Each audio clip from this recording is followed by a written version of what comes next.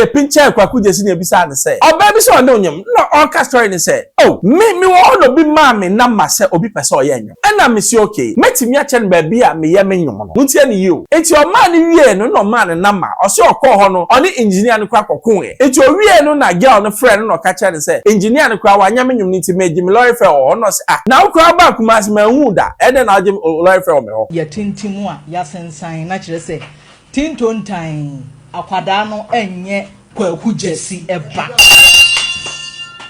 abusuafo ana enye ne ba seben na menti asiu eni edi ya nani ni ya de ma wo pe pride we ni nyina be ma enye ne ba.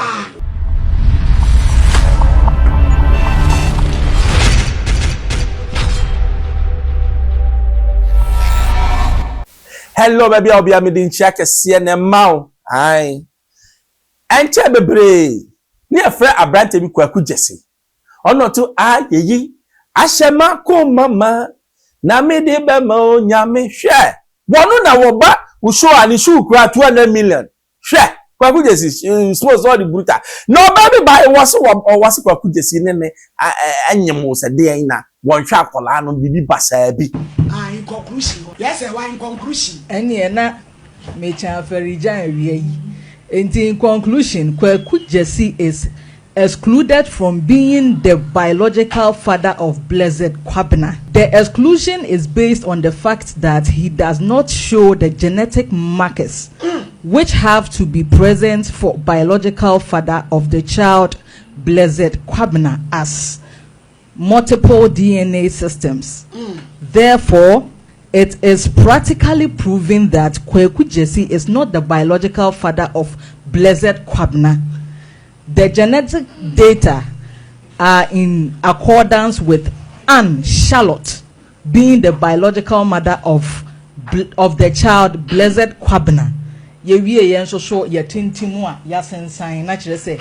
tintontan akwada no enye Kwaku Gyasi eba abusuafo ana enye ne ba seben na menti asiu eni edi ya nani ni ya de ma wo pe pride we ni nyina be ma enye ne ba da bi send ya de be twa photocopy ato I chat na fama Kevin an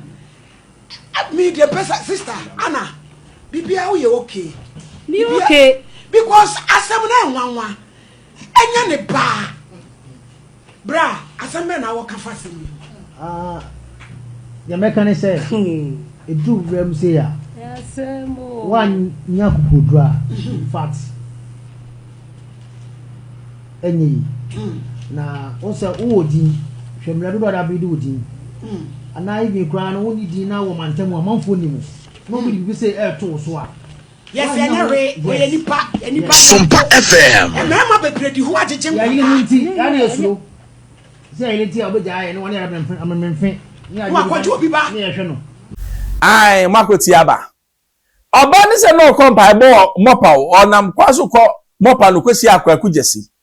wo kwesi Kwaku Gyasi na Kwaku Gyasi man rapt no hwe fine man say ya onu hu no TV so a ene o kan na ni o boss no zim odu e bi no se onyam wasi afi wanti Kwaku Gyasi nkabi. That's according to the story of the woman. Hwe me who story na who say enye no kore hwe Kwaku Gyasi pa yere pa ne Kwaku Gyasi minim no ma pepa na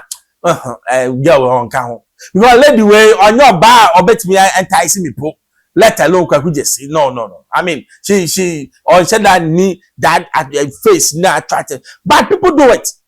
na ye wie no na ye pinche Kwaku Gyasi na ebisa ne say oba bi so on onyam na on ka story ne say oh me wo no bi ma me na ma say obi pese o ye nyam ena me si okay metimi a che no ba bi a me ye me nyom no muntie ne yi o enti o ma ne wie no ma ne na ma o se okọ ho no oni engineer no kwa kokon e enti o wie no na girl no friend no ka che ne say engineer no kwa wanya me nyom ni ti me jimi lorry fair o no say na ukwa ba kuma se ma hu da e de na ajim lorry fair o me ho. That is a story according to Kwaku Gyasi. Enti o pa che say kafu bi amem na mami cha bi bin sure ewiase wo ho ye wo ma bi wo ho ma omo wo bipolar and microphone so mo bipolar me ko bi ato me da oba bi timi ko ka kire o say abrante we wase me pa bo hu da Obetimi ko jama be so we me na twempuna na oboa. But to come on air, now betimi abeka say Kwaku Gyasi ankofo nim no wanyem no wanye no a defamation. Idea na say ankofo starting here, we need to tread cautiously. Everyone ankofo nim say a crime, but it is crime. Because sabe me building my brand, it takes a lot of time, effort, a lot of money for you to build a brand. But it can just take one story to bring it down. Kwaku Gyasi for a long time me on a music scene. And na matete say me say Kwaku Gyasi no so me say na obo kakra. Yaka so obi obema boy oti ase. But when no me tell you am say that be when you Kwaku Gyasi born be because oyobia sabe or the brand in here no share the word dressable programmer. It means say taking the brand seriously.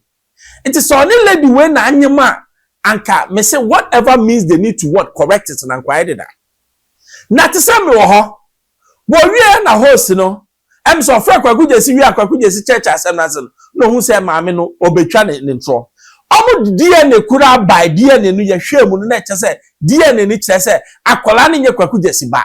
The girl was still insisting so on Kwaku Gyasi na wo ye. So in the long run the police was called. Yenko hetama yakochi lady nyembra. We ya pay from ababa an yedisha police came no. Na man ponti prosi for any drugs for jina ha. Magaji amisho na media chile no.